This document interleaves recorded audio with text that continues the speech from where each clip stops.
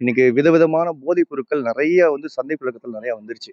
அதாவது நம்ம ஒரு 5 வருஷத்துக்கு முன்னாடிலாம் பார்த்தீங்கன்னா, அது ஒரு பெரிய பெரிய மல்டி சிட்டில தான் அது புழக்கமா இருக்குங்கிறப்ப, இன்னைக்கு சின்ன சின்ன கிராமங்கள் வரைக்கும் பார்த்தீங்கன்னா, போதை மாத்திரைகள், போதை ஊசிகள்ங்கிறது ஒரு ஈஸியா ஒரு பெட்டி கடையில கிடைக்கிற ஒரு மிட்டாய் மாரி இன்னைக்கு கலந்து வந்துருச்சு. அரசாங்கம், மத்திய அரசாங்கமும் சரி, மாநில அரசாங்கமும் சரி, இது போன்ற விளம்பர உபாதைகள் இப்ப எப்படி சிகரெட்டை பயன்படுத்தக்கூடாது, அ இந்த புகையிலை பொருட்களை பயன்படுத்தாம ஒரு விழிப்புணர்வு ஏற்படுத்தி, போதை தடுப்புக்குன்னு ஒரு ஒரு விழிப்புணர்வு குறும்படம் எடுக்கணும்.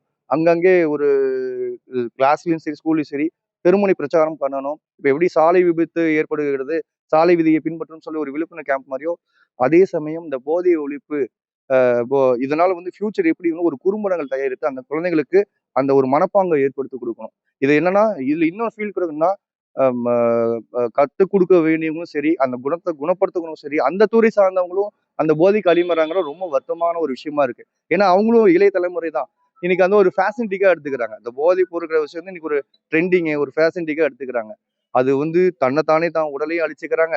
அந்த போதையை பயன்படுத்தி வாகனத்தை ஓட்டுறப்ப எதார்ச்சியமா வர பாவம் ஒரு அப்பாவி மாரியும் அந்த விபத்து ஏற்படுத்தி குடுத்து, அவங்க வாழ்க்கையும் கெடுத்துறாங்க. ஸோ, அ நம்ம ஒரு நல்ல இந்தியா, நல்ல பாரதம், நல்ல நாடு, நம்ம நல்ல ஊருன்னு ஒரு பெருமை சேர்க்கணும்னா, அந்த இளைஞர் கையில தான் இருக்கு. என்னோட ஒப்பீனியன்னா கூட பொறந்தா தான் தங்கை, தம்பின்னு இல்ல.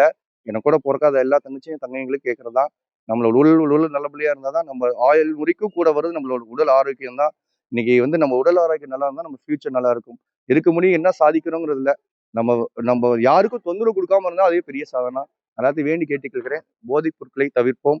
நல்லதொரு பாரதத்தை உருவாக்குவோம். ஜெய் ஹிந்த்.